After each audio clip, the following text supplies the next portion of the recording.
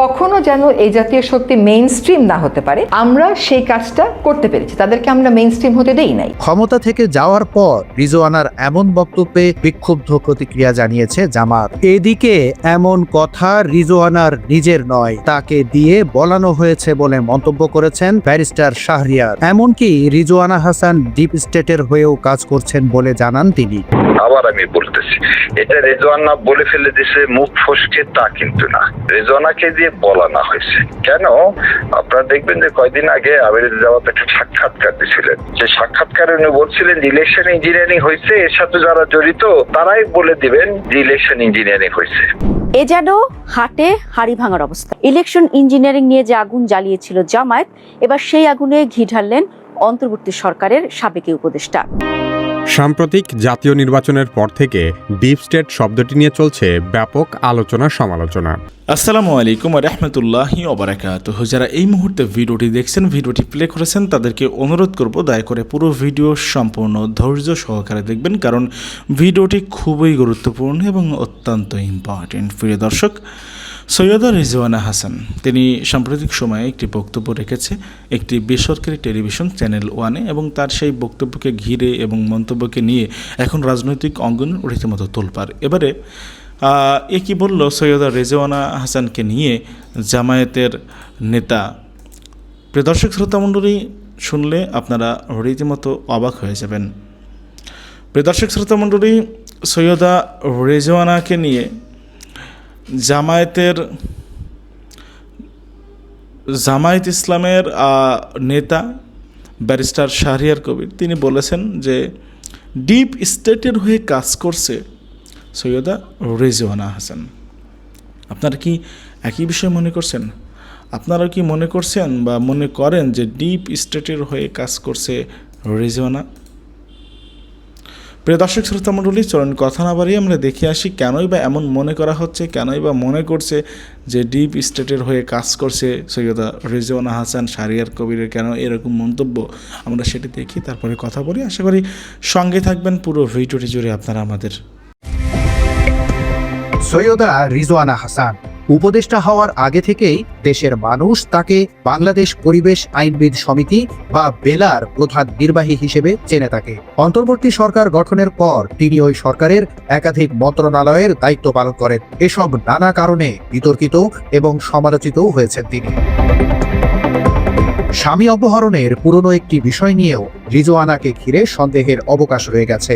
দিন দুপুরে জনসম্মুখ থেকে কিভাবে অপহরণ করা হয়েছিল আবু বকর সিদ্দিককে, সেই প্রশ্নের উত্তর মেলেনি এখনো। ৩৫ ঘন্টা পর ছেড়ে দেওয়ার সময় রিজওয়ানার স্বামীর পকেটে ৩০০ টাকাও দিয়ে দেয় অপরাধীরা।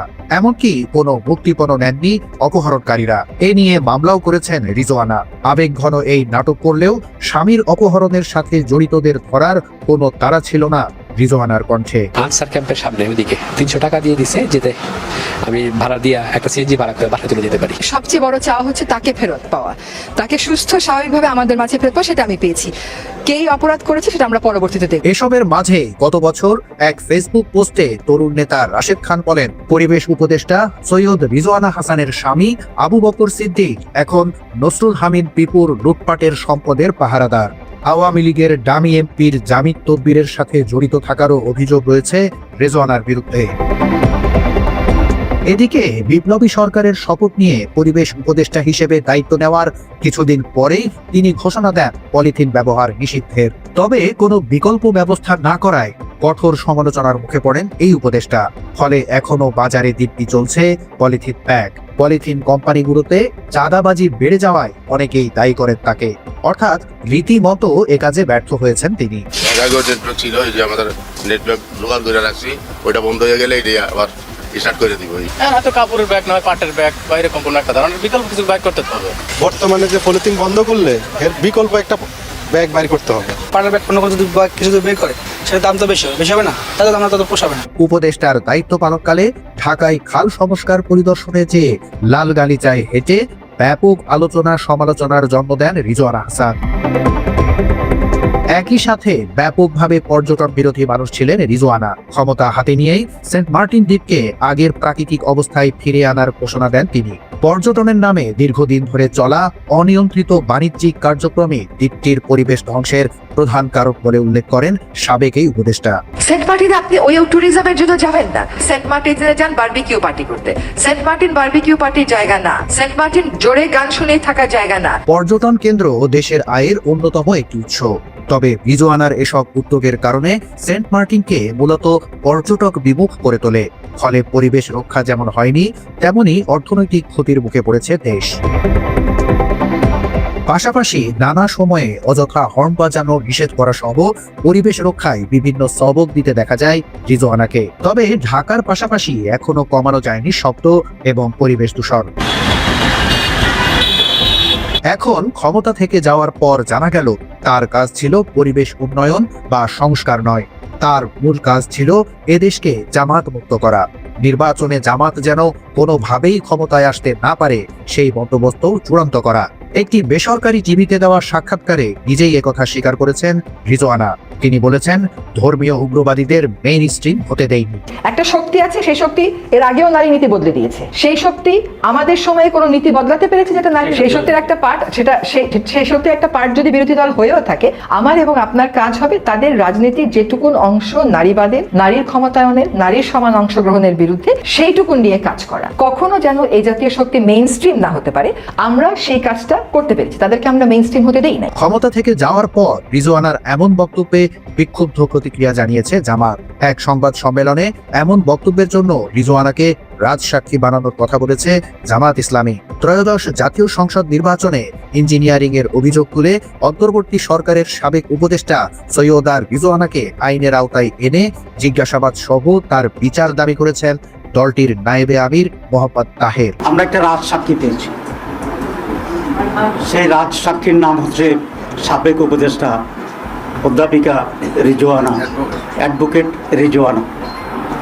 তিনি একটা সাংবাদিকের সাথে কথা বলে এটা প্রকাশ করেছেন যে আমরা যারা তার ভাষায় নারীদের উপযুক্ত অধিকারকে নিশ্চিত করতে পারে নাই, তারা বিরোধী দলে থাকলেও আমরা কিন্তু তাদেরকে মূলধারা বা প্রধান শক্তি হিসাবে আমরা আসতে দিই না।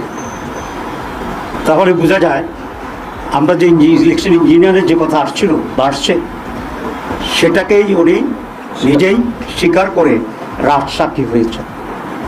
তো আমরা এখন এটাকে জানতে চাই ওনার কাছে বা তত্ত্বাবধায়ক সরকারের কাছে এবং আজকের সরকারের কাছে, যে তারা তাদের যোগসাজশে কি ইঞ্জিনিয়ারিংয়ের মাধ্যমে বাংলাদেশ জামাত ইসলামীকে মূলধারা বা প্রধান দল হিসাবে মেজরিটি পেতে তারা বাধাগ্রস্ত করেছে এবং সেটাতে দেয় নাই। এবং আমরা এটাও জানতে চাই মাননীয় সাবেক উপদেষ্টার কাছে যে ইঞ্জিনিয়ারিংয়ে ওনার সাথে আর কারা কারা জড়িত ছিল।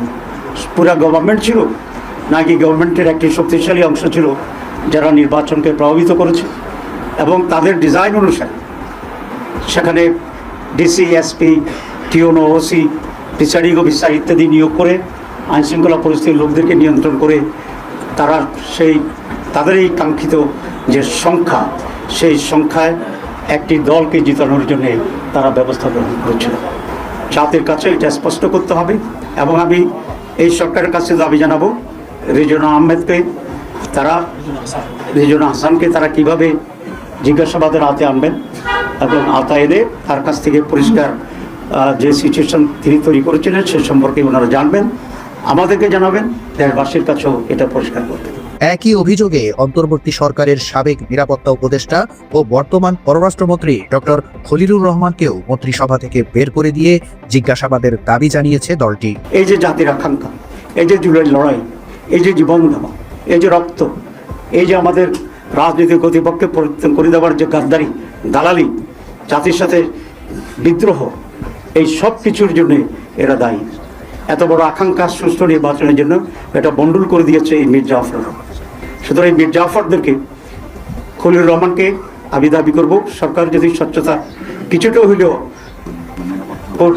পরিচয় করতে চায় এবং সেই খলিলুর রহমান তো নিরাপত্তা উপদেষ্টা আমি বলছি ডিফেন্স অ্যাডভাইজার ছিল, নিরাপত্তার অ্যাডভাইজার ছিল, তো তাকে মন্ত্রিসভা থেকে বের করে দেওয়া উচিত এবং তাকেও জিজ্ঞাসাবাদে এনে ষড়যন্ত্র কী হয়েছে সেটাকে বের করা উচিত।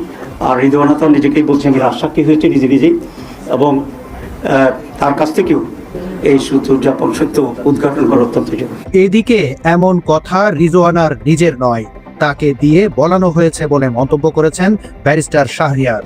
এমনকি রিজওয়ানা হাসান ডিপ স্টেটের হয়েও কাজ করছেন বলে জানান তিনি। আবার আমি বলতেছি, এটা রেজওয়ানা বলে ফেলে দিয়েছে মুখ ফসকে, তা কিন্তু না, রেজওয়ানাকে দিয়ে বলানো হয়েছে। কেন?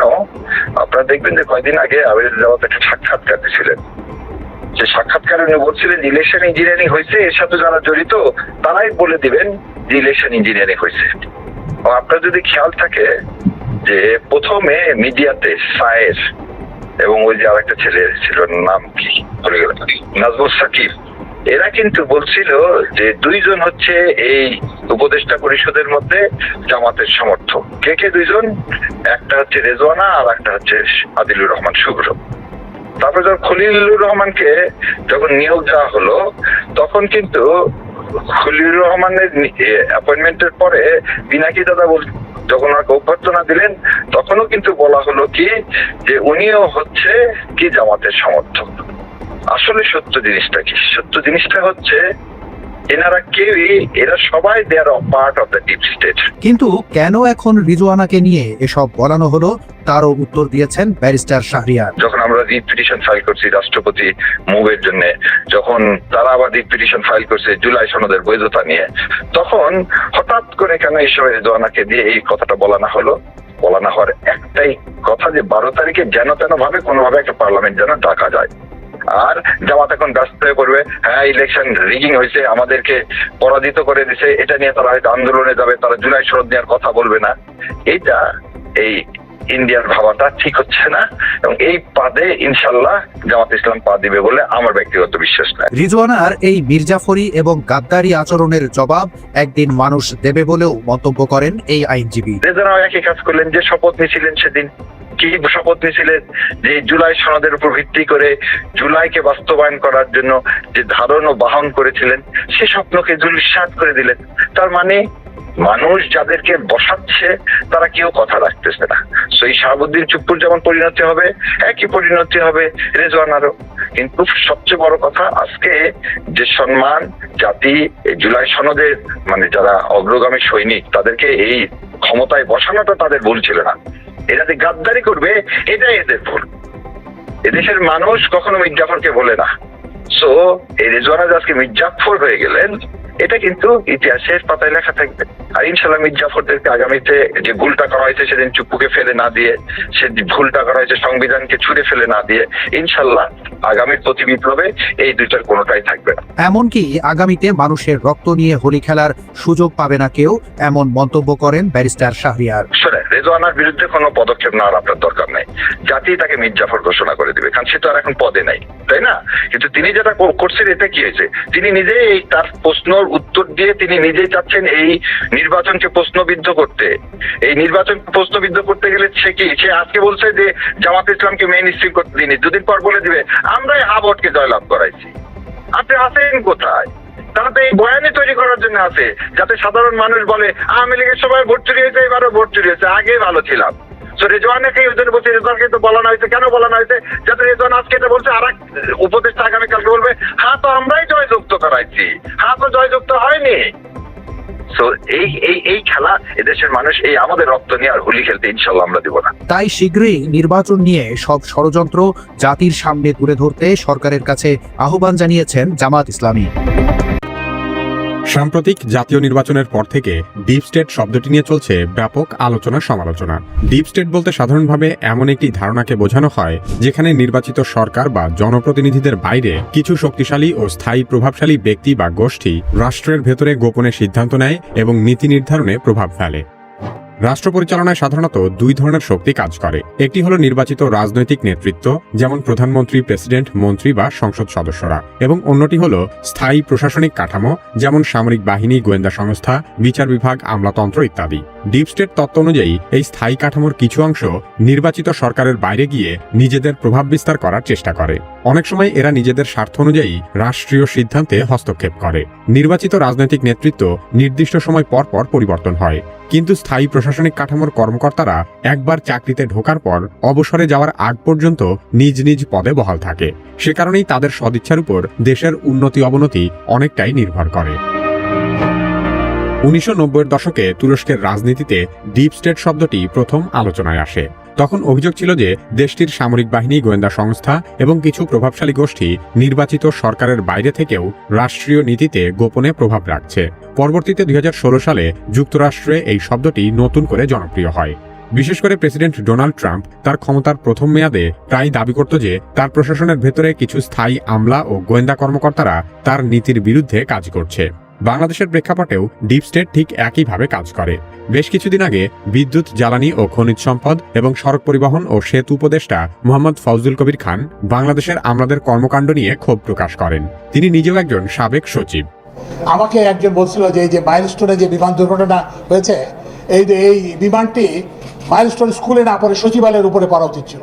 তিনি আরো বলেন, আমলাতন্ত্র একটি জগদ্দল পাথরের মতো হয়ে দাঁড়িয়েছে। এটি জনগণের বুকের উপর চেপে বসে আছে। এখানে কিছুই করা যায় না।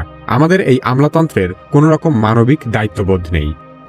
কারণ তারা এর পরিবর্তন চান না, কারণ তারা চান যে তাদের যে সুযোগ সুবিধা, পে স্কেল, এগুলো বাড়াতে হবে, তাদের দুর্নীতির সুযোগ বাড়াতে হবে, কিন্তু সাধারণ মানুষ যে গোল্লায় যাক এটা নিয়ে তাদের কোনো মাথা ব্যথা নেই। অনেক রাজনৈতিক বিশ্লেষক মনে করেন ডিপ স্টেট শব্দটি অনেক সময় একটি রাজনৈতিক অভিযোগ হিসেবে ব্যবহার করা হয়, যার মাধ্যমে সরকার নিজেদের ব্যর্থতার দায় অন্যদের উপর চাপানোর চেষ্টা করে। অন্যদিকে কিছু গবেষক বলেন, রাষ্ট্রের স্থায়ী কাঠামোর মধ্যে স্বার্থগোষ্ঠী থাকাটা অস্বাভাবিক নয়, বিশেষ করে যেখানে সামরিক বা গোয়েন্দা সংস্থার শক্তিশালী প্রভাব রয়েছে। কোন দেশের গুরুত্বপূর্ণ রাষ্ট্রীয় নীতি নির্ধারণ, অর্থনীতি নিয়ন্ত্রণ, রাষ্ট্রীয় সংস্কার বাস্তবায়ন, রাজনৈতিক পট পরিবর্তন, নির্বাচন আয়োজন এবং ইলেকশন ইঞ্জিনিয়ারিং এর মতো বহু স্পর্শকাতর বিষয়ে ডিপ স্টেট তাদের প্রভাব বিস্তার করে। ডিপ স্টেট নিজেদের স্বার্থেই সবসময় দুর্বল বা দুর্নীতিগ্রস্ত সরকার ক্ষমতায় রাখতে চায়, যাতে করে তারা তাদের ক্ষমতার সর্বোচ্চ অপব্যবহার করতে পারে। তবে ডিপ স্টেট যেহেতু কাজই করে গোপনে, তাই তাদের কর্মকাণ্ডের কোনো সরাসরি প্রমাণ পাওয়া যায় না। সে কারণে অনেক ক্ষেত্রে ডিপ স্টেটকে ষড়যন্ত্র তত্ত্ব হিসেবেও উড়িয়ে দেওয়া হয়। এ যেন হাটে হাড়ি ভাঙার অবস্থা। অন্তর্বর্তী সরকারের অধীনে দেশে নির্বাচন হয়েছে, বিএনপি নেতৃত্বে নতুন সরকার গঠন হয়েছে। নির্বাচন ইস্যুতে সব আলাপ আলোচনা তো এখানেই শেষ হওয়ার কথা, কিন্তু না দর্শক, দীর্ঘ অপশাসনের পর হওয়া নির্বাচন নিয়ে যেখানে বিতর্ক উঠেছে, সেখানে তো আর সহজে কিছু হচ্ছে না। নির্বাচনে বিএনপির বিরুদ্ধে বড় হারের পর থেকে জামায়াতের শীর্ষ পর্যায় থেকে অভিযোগ করে আসছিল ইঞ্জিনিয়ারিং তথা কারচুপি হয়েছে। ফেব্রুয়ারিতে এই বিতর্ক খানিকটা প্রশমিত হয়েছিল। জুলাই সনদ মেনে বিএনপির পক্ষ থেকে বিরোধী দল তথা জামায়াতকে ডেপুটি স্পিকার প্রস্তুতের ঘোষণা আসতে দলটি থেকে ইঞ্জিনিয়ারিং নিয়ে অভিযোগ আসেনি। আর সে দায়িত্বটাই যেন এবার কাঁধে তুলে নিলেন সাবেক বন, পরিবেশ ও পানি সম্পদ উপদেষ্টা রিজওয়ানা হাসান। দেশের বেসরকারি এক টেলিভিশনে দেওয়া তার বক্তব্যের রেশ ধরে শুরু হয়েছে নতুন বিতর্ক। পরিস্থিতি এমন যে ইলেকশন ইঞ্জিনিয়ারিং নিয়ে যে আগুন জ্বালিয়েছিল জামায়াত, এবার সেই আগুনে ঘি ঢাললেন অন্তর্বর্তী সরকারের সাবেক উপদেষ্টা। আর তার বক্তব্যের পরে রাজনীতির মঞ্চ, সামাজিক মাধ্যম থেকে গণমাধ্যম সবখানেই আলোচনা তুঙ্গে। দর্শক, কোনো দলের নাম না করে একটি শক্তি নিয়ে আলাপ শুরু হয়েছিল। সেখানে কোনো রাগ ঢাক না রেখে সাবেক উপদেষ্টা রিজওয়ানা বলেছেন, সেই শক্তি আমাদের সময়ে কোনো নীতি বদলাতে পারেনি। এবার বিরোধী দলে থাকলেও নারী শক্তি আনে তাদের প্রতিবন্ধকতা নিয়ে সোচ্চার হওয়ার কথা জানিয়েছেন। তার চেয়েও গুরুতর কথা যেটি তিনি বলেছেন সেটি হলো, কখনোই যাতে জাতীয় শক্তি মেইন স্ট্রিম হতে না পারে, আমরা সেই কাজটি করেছি, তাদের মেইন স্ট্রিম হতে দেইনি। নারীর ক্ষমতায়নে, নারীর সমান অংশগ্রহণের বিরুদ্ধে সেইটুকু নিয়ে কাজ করা, কখনো যেন এই জাতীয় শক্তি মেইন স্ট্রিম না হতে পারে, আমরা সেই কাজটা করতে পেরেছি, তাদেরকে আমরা মেইন স্ট্রিম হতে দেই নাই। রিজওয়ানা হাসানের বক্তব্যই সমালোচনা তুঙ্গে, কারণ ইতোমধ্যে গণমাধ্যমের সামনে এসে জামায়াতের নায়েবে আমির ডাক্তার সৈয়দ আব্দুল মোহাম্মদ তাহের বলেছেন, ইলেকশন ইঞ্জিনিয়ারিং এর অভিযোগ স্বীকার করে রাজসাক্ষী হয়েছেন সাবেক উপদেষ্টা সৈয়দা রিজওয়ানা হাসান। তার দাবি, ভোট কারচুপি করে জামায়াতকে সংখ্যাগরিষ্ঠ হতে দেওয়া হয়নি। আর আলোচিত বক্তব্যের রেশ ধরে রিজওয়ানা হাসানকে জিজ্ঞাসাবাদ করতে বিএনপির প্রতি আহ্বান জানিয়েছেন তিনি। শুধু তাহিরই নন, সাবেক উপদেষ্টার বক্তব্যের নিন্দা জানিয়েছেন দলটির কেন্দ্রীয় নির্বাহী পরিষদের সদস্য ও ঢাকা 12 আসনের সংসদ সদস্য সাইফুল আলম খান মিলন। তিনি বলেছেন, একটি গণতান্ত্রিক রাষ্ট্রে এ ধরনের বক্তব্য অত্যন্ত উদ্বেগজনক, অগণতান্ত্রিক এবং জনগণের রাজনৈতিক অধিকারের প্রতি সরাসরি অবজ্ঞা শামিল। কোন রাজনৈতিক দল মেইন স্ট্রিমে থাকবে আর কোন দল থাকবে না, এই সিদ্ধান্ত কোনো ব্যক্তি, উপদেষ্টা বা প্রশাসনিক গোষ্ঠীর নয়। রিজওয়ানা হাসানের বক্তব্য শুধু জামায়াতের পোড়া ক্ষতে নুন দেয়নি, বরং জনগণের সমর্থনে সংখ্যাগরিষ্ঠতা নিয়ে বিএনপির বিজয়কেও বিতর্কিত করেছে বলেও মত দিচ্ছে রাজনৈতিক বোদ্ধারা। দর্শক, সামাজিক মাধ্যমে একটা ভিডিও পোস্ট করে দীর্ঘ আলোচনা করেছেন সিনিয়র সাংবাদিক সাইফুর রহমান। তিনি সরকারের ভূমিকা নিয়ে প্রশ্ন তুলে বলেছেন, জামায়াত ইসলামকে ষড়যন্ত্র করে ক্ষমতায় আসতে দেয়নি অন্তর্বর্তী সরকার, বিএনপিকে প্রশ্নবিদ্ধ করলো। রিজওয়ানার বক্তব্য একটি শক্তিকে মেইন স্ট্রিম করতে না দেওয়া পর্যন্ত সীমাবদ্ধ থাকলেও সেই বিতর্কিত বক্তব্যের রেশ গিয়ে পড়ছে বিদায় ইউনূস সরকার ও বর্তমান সরকারে থাকা বিএনপির উপরও। আরো একটি বিষয় ভুলে গেলে চলবে না দর্শক, সেটি হলো ইউনূস সরকারের দেওয়া নির্বাচন নিয়ে শুরু থেকে প্রশ্ন তুলছিল কার্যক্রম নিষিদ্ধ আওয়ামী লীগের শীর্ষ নেতৃত্ব। তাদের অভিযোগ, আমির ডামি নির্বাচন দিয়েছে ইউনূস সরকার, সুষ্ঠু হয়নি নির্বাচন। সেই বিতর্কেই যেন সিলমোহর দিয়েছেন সাবেক উপদেষ্টা। পাশাপাশি ভবিষ্যতের জন্য প্রশ্ন জিয়ে রাখলেন তিনি। তবে বিতর্কের জল কত দূর গড়াবে এখন সেটি দেখার বিষয়। সবাই মিলে দেশ গড়ার কথা বলছেন, এখন আবার এই ইলেকশন ইঞ্জিনিয়ারিং এর কথাগুলি কেন বলছেন আপনারা? এই ইলেকশনের ব্যাপারে কিন্তু আমরা প্রথম দিন থেকেই কথা বলছি। আমাদের আমির জামাত বলছেন যে আমরা বুকে ব্যথা চেপে এই নির্বাচনকে মেনে নিলাম, এখন আমাদের সবার উচিত দেশ গড়ার কাজে মনোনিবেশ করা। কিন্তু আস্তে আস্তে জিনিসগুলো বের হয়ে যাচ্ছে। শুরুতে বললো টিআইবি একটা রিপোর্ট দিল যে কি ধরনের অসঙ্গতি তারা লক্ষ্য করেছে। প্রায় 70টা আসনে তারা ইলেকশন অবজারভেশন দিয়েছিল যে এই সমস্যাগুলো আছে, এজেন্ট বের করে দেওয়া, ফল জালিয়াতি করা, রেজাল্ট ঘোষণা করতে বিভিন্ন ধরনের কারচুপি নেওয়া, এগুলো বলছে। এরপরে আজ গতকালকে আমাদের একজন সাবেক উপদেষ্টা উনি বলছেন যে সাংবাদিকদের সাথে কথা বলতে বলতে এক পর্যন্ত বলে ফেলছেন, রেজওয়ানা আপা উনি বলছেন যে আমরা তো যে দলকে আপনারা মিন করতেছেন, যারা নারীদের ব্যাপারে বিভিন্ন ধরনের করে না, তারা এই দলকে তো আমরা মেইন স্ট্রিমে আসতে দেইনি, আমরা একটা জায়গায় আটকাই দিছি। এই যে মানে উপদেষ্টা এই ধরনের কথা বলা, এটা তো একদম ক্লিয়ার হয়ে দেওয়া। এরপরে আমরা দেখলাম যে ওই সময় উপদেষ্টা ছিলেন প্রতিরক্ষা উপদেষ্টা, তিনি এখন এই সরকারের একটা প্রভাবশালী মন্ত্রী, বৈদেশিক মন্ত্রী, পররাষ্ট্রমন্ত্রী। তো এগুলোর মাধ্যমে বোঝা যাচ্ছে যে একটা উনি কিছু বলে নাই, কিন্তু উনি তো তখনও মন্ত্রী এখনো মন্ত্রী, দুই জায়গায় যে গুপ্ত, যে কথাটা আপনাদের চেয়ারম্যান বলেন যে আমরা গুপ্ত, কিন্তু এখন দেখা যাচ্ছে গুপ্ত কত রূপে কিভাবে বের হচ্ছে। তো খলিল সাহেব যে কিভাবে গুপ্ত থাকলেন, উনি আশা করছিল জামাতে, চলে গেলেন বিএনপিতে, কিন্তু এই গুপ্তর রাজনীতিটা আমরা বুঝতে পারছি যে কোন জায়গায় আছে। তো যাই হোক, এইসব বিষয়গুলো এখন এই নির্বাচনটাকে এইভাবে নিয়ে এসেছে। এরপর আরেকটা জিনিস দেখেন গুরুত্বপূর্ণ, সেটা হলো যে নির্বাচনের আগে আমরা যেমন হায়ের পক্ষে ক্যাম্পিং করেছি এবং বর্তমান প্রধানমন্ত্রী তিনিও কিন্তু হায়ের পক্ষে ক্যাম্পিং করেছেন এবং হা জয়যুক্ত হয়েছে, 68% ভোট পড়েছে হায়ের। তো সেই হাকে এখন হায়ের জন্য যে জুলাই যে ওটটা নেওয়ার কথা ছিল, ওনারা প্রথম দিনে ওটটা নিলেন না একটা। এরপরে আবার এখন হাইকোর্টে যে একটা রিট হলো, সেই রিটে কিন্তু বিএনপিপন্থী আইনজীবীরা সেখানে মানে এই রিটের পক্ষে কথা বলতেছে এবং সরকার প্রচ্ছন্নভাবে এটাকে মানে করতেছেন যে সংসদে আলোচনার আগেই হাইকোর্টে একটা অবজারভেশন দেখ, রুল দিয়ে দেখ এবং একটা নির্দেশনা দিয়ে দেখ। এগুলোর মাধ্যমে বোঝা যাচ্ছে যে পুরা পরিকল্পিত একটা ইলেকশন ইঞ্জিনিয়ারিং এর মাধ্যমে এই কাজগুলো হয়েছে। তো সেই কথাটাই আজকে আমাদের মানে বিরোধী দলের উপনেতা উনি বলছেন যে আমরা তো ইলেকশনটা মেনেই নিয়েছি, কিন্তু জুলাই নিয়ে এখন কেন এগুলো করা হচ্ছে।